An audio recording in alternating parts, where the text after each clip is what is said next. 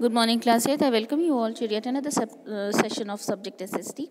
In this class, we're going to continue with the fifth chapter of your geography, that is agriculture. In our last class, we have already studied that what do we mean by agriculture. Then after that, we had studied the types of agriculture, in which we had studied about subsistence agriculture, which was having which was of three kinds, that is nomadic, herding, shifting cultivation, and intensive agriculture.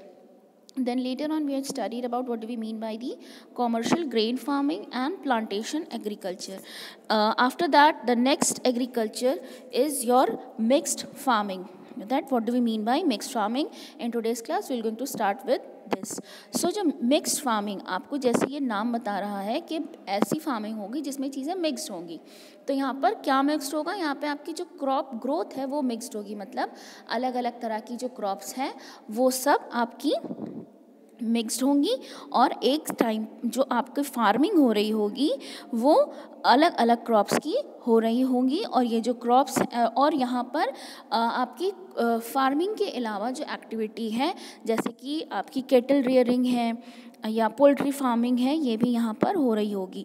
इसमें जो important चीज़ है वो ये कि जो farm का size होता है वो मॉडरेट होता है, और जो सीरियल्स जैसे कि वीट, बार्ले, मेज़, ये यहाँ पर ग्रो करती हैं, और उसके साथ कुछ अलग अलग वेजिटेबल्स को भी ग्रो किया जाता है, जैसे कि आपके पोटैटोज़ हैं, टर्निप्स हैं, वो भी यहाँ पर इनके साथ ग्रो किया जाता है। देन आपकी जो रिमेनिंग पार्ट है वो आपके कुछ जो इसका जो इस फार्मिंग में कुछ पार्ट जो है वो आपके कैटल्स के लिए फॉडर का काम करती है, जैसे कि अल्फाल्फा और ल्यूसर्ने जो है वो ग्रो कराई जाती है, जो कि आपके जो वहाँ पर कैटल्स हैं उनके फॉडर का काम करेगी। देन यहाँ पर जो फार्मर्स हैं इस तरह की जो फार्मिंग करते हैं वो इसलिए इस तरह की फार्मिंग करते हैं ताकि उनका जो फार्म है वो कभी भी वैकेंट ना रहे, और उसके ऊपर उसका जो यूसेज है, ऑप्टिमम यूसेज, वो होता रहे। Then next is your dairy farming. Dairy farming basically आपकी इसमें जो एक्टिविटी है वो आपकी कोई इस तरह का नहीं है कि कोई आप कुछ ग्रो कर रहे हो, रादर आप यहाँ पर कैटल रियरिंग कर रहे हो। यहाँ पर कैटल्स रखे जाते हैं for the production of milk and the milk products, और यहाँ पर कभी कभी we associate poultry with dairy farming also. और फिर यहाँ पर ये जो आपकी डेयरी फार्मिंग है ये ऐसी जगहों पर होती है जहाँ पर जो क्लाइमेटिक कंडीशन है वो कूल होती है, ना बहुत ठंडा होता है ना बहुत गर्म होता है, बट मतलब आपके जो वहाँ का क्लाइमेटिक कंडीशन है वो थोड़ा कूलर कूलर टेम्परेचर की तरफ होता है। बहुत गर्मी वाली जगहों पर डेयरी फार्मिंग बहुत ज़्यादा सक्सेसफुल नहीं देखी गई है।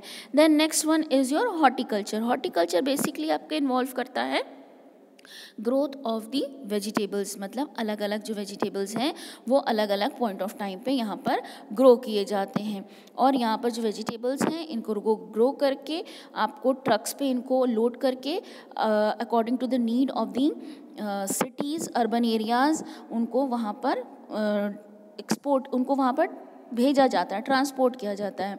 ये इस तरह की जो फार्मिंग है दैट इज़ और हॉर्टिकल्चर, ये आपको देखने को मिलता है north western Europe like UK, France, Germany, Belgium, Denmark.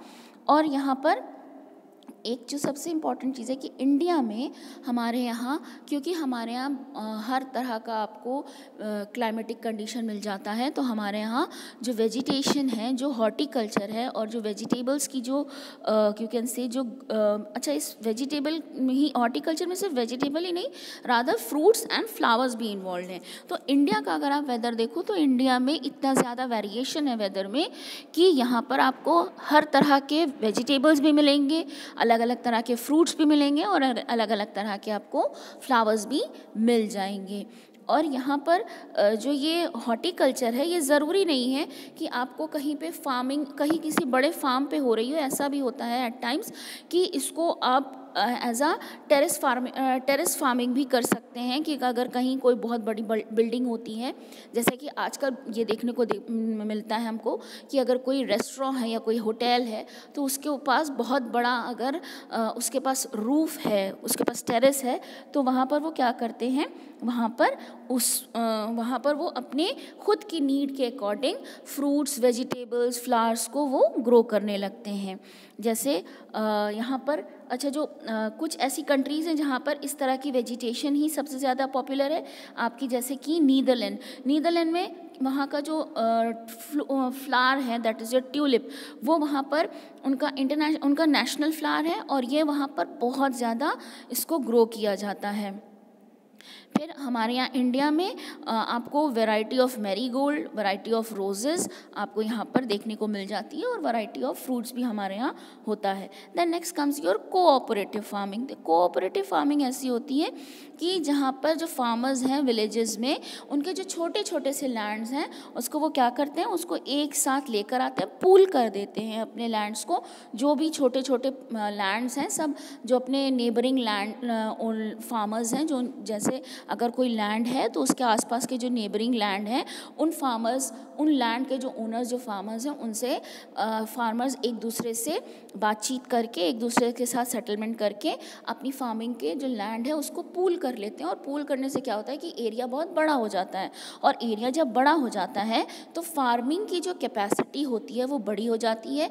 आप उसमें आप अगर यूज़ करना चाहो, देखो छोटा लैंड होगा तो उसमें आप बहुत ज़्यादा मशीनरीज़ नहीं यूज़ कर सकते हो, लेकिन जब आपका लैंड बड़ा हो जाता है तो आप उसमें हार्वेस्टर, थ्रेशर्स और भी बहुत सारी टेक्नोलॉजी को यूज़ करके उसमें जो ग्रोथ है उसको आप बढ़ा सकते हो। तो इससे क्या होता है, इससे आपका जो लैंड का ऑप्टिमम यूटिलाइजेशन भी हो पाता है और जो फार्मर्स होते हैं वो इससे ज़्यादा से ज़्यादा प्रॉफिट भी अर्न कर पाते हैं। और इस तरह से ये जो कोऑपरेटिव फार्मिंग है ये बहुत ज़्यादा पॉपुलर होने लगी है। जैसे कि कुछ कंट्रीज़ हैं like Denmark, Netherlands, Belgium, Norway, Sweden and India. Then उसके बाद आपका आता है collective farming. Collective farming basically आपकी प्रैक्टिस होती है सोवियत रशिया में और ईस्टर्न यूरोपियन कंट्रीज़ में। यहाँ पर आपके जो ये जो कलेक्टिव फार्मिंग है ये आपकी बेसिकली आपके रशियन रिवॉल्यूशन के बाद से जो कम्युनिस्ट गवर्नमेंट बनी और उसने एग्रीकल्चर में बहुत सारे रेडिकल चेंजेस किए, जिसमें से एक रेडिकल चेंज था आपका कलेक्टिव फार्मिंग। ये जो कलेक्टिव फार्मिंग होती है बेसिकली आपकी वॉलेंट्री प्रोडक्टिव कोऑपरेटिव यूनियंस बनाए जाते हैं और ये सोशल ओनरशिप्स के अंडर में आते हैं। और यहाँ पर जो प्रोडक्शन होता है वो होता है आपके कलेक्टिव लेबर से, जिसमें आपके जो लेबर है उसमें मैन एंड आपके अलग अलग रिसोर्सेस को एक साथ मिला करके वहाँ पे फार्मिंग की जाती है। और यहाँ पे जो फार्म होता है वो मैनेज होता है, एक कमिटी बनाई जाती है, उससे वो मैनेज होता है।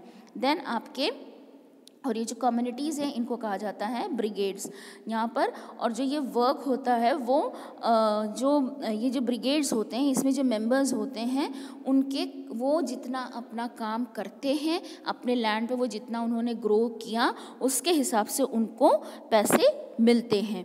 और यहाँ पर जो फार्मर्स होते हैं वो उनको उस फार्म पर उनको घर भी प्रोवाइड किया जाता है। देन आपके नेक्स्ट है state farming. State farming again आपकी रशिया है उसी से ही एसोसिएटेड है और ये वहीं पर ही प्रैक्टिस होता है। स्टेट फार्मिंग बेसिकली आप ऐसा कह सकते हो कि ऐसी फार्मिंग जो कि गवर्नमेंट कर रही है, जिसकी जो सारी जिम्मेदारी है वो कोई इंडिविजुअल फार्मर के हाथ में नहीं है, it is in the hand of the government. और वहाँ पर वो एग्रीकल्चर में मशीनरी, साइंटिफिक मेथड्स को यूज़ करके और फार्मिंग को करती है। Then next is your crop. आपके जो इस टॉपिक में आपको पढ़ना होगा कि हम कौन कौन से मेजर क्रॉप्स हैं जो हमारे यहाँ पूरे वर्ल्ड में ग्रो होते हैं और कहाँ कहाँ पे कौन कौन से क्रॉप्स ग्रो होते हैं। तो सबसे पहले जो क्रॉप में जो सबसे पहले आपके डिस्टिंक्शन है वो है आपका food crops. Food crops basically ऐसा नाम जो it's a name the it representing कि इस फूड क्रॉप में वो सारी क्रॉप्स इंक्लूडेड होंगी जिनमें आपके फूड ग्रो होता है, जैसे कि cereals, pulses, oil seeds, beverages, tubers, rice, wheat, maize, corn, millets and इस तरह के बहुत सारे जो मेन सीरियल्स हैं वो। राइस अगर बात करें तो वो इंडिया में 5000 ईयर्स से भी पहले से हमारे यहाँ ग्रो किया जा रहा है और ये ओरिजिनेट हुआ था इंडिया में और यहाँ से पूरे वर्ल्ड में स्प्रेड हुआ है। हमें राइस से आप मिलता है, पैडी मिलता है जिसको हम प्रोसेस करते हैं मिल्स में। ब्रैन और हस्क को हम इस्तेमाल करते हैं एज अ फॉडर और फ्यूल की तरह। और जो हमारे पॉपुलेशन की हाफ जो वर्ल्ड पॉपुलेशन है जिसमें हम एशिया को भी इंक्लूड करते हैं, वो सारे लोग राइस को अपना स्टेपल फूड मानते हैं, यानी कि राइस जो है वो बहुत कॉमनली यूज्ड और ग्रोन फूड क्रॉप है। ये जो कल्टीवेशन ऑफ राइस है ये हाई टेम्परेचर मांगता है, दैट इज़ जो 20% से 20 डिग्री से सेंटीग्रेड से ऊपर होना चाहिए और रेनफॉल कम से कम 100 सेंटीमीटर टू 150 सेंटीमीटर्स होनी चाहिए। देन ये जो पैडी है दैट इज़ योर राइस, ये कल्टीवेट होता है इंडिया में, China, Japan, Bangladesh, Indonesia, Thailand and Myanmar और ये बेसिकली कंज्यूम किया जाता है। ये ज़्यादातर जो कंट्रीज़ ग्रो करती हैं वही कंज्यूम भी कर लेती हैं और कुछ जो गुड क्वालिटी ऑफ राइस है वो एक्सपोर्ट कर दिया जाता है दूसरे कंट्रीज़ में। थाईलैंड और म्यांमार को they are being collectively called as the rice bowl of the world और ये अपने राइस के सबसे बड़े एक्सपोर्टर भी हैं। देन आपका नेक्स्ट आता है वीट। वीट जो है वो बहुत ज़्यादा ग्रो किया जाता है जैसे कि साइबेरिया में और ट्रॉपिकल रीजन्स में। इंडिया में भी वीट को ग्रो किया जाता है। यहाँ पर जो रेनफॉल है वो 40 से 75 सेंटीमीटर के बीच में होनी चाहिए और जब अगर इसकी जो राइपिंग का टाइम है उस टाइम पर जो रेनफॉल होनी चाहिए वो आपकी 30 to 80 सेंटीमीटर्स यहाँ पर होनी चाहिए।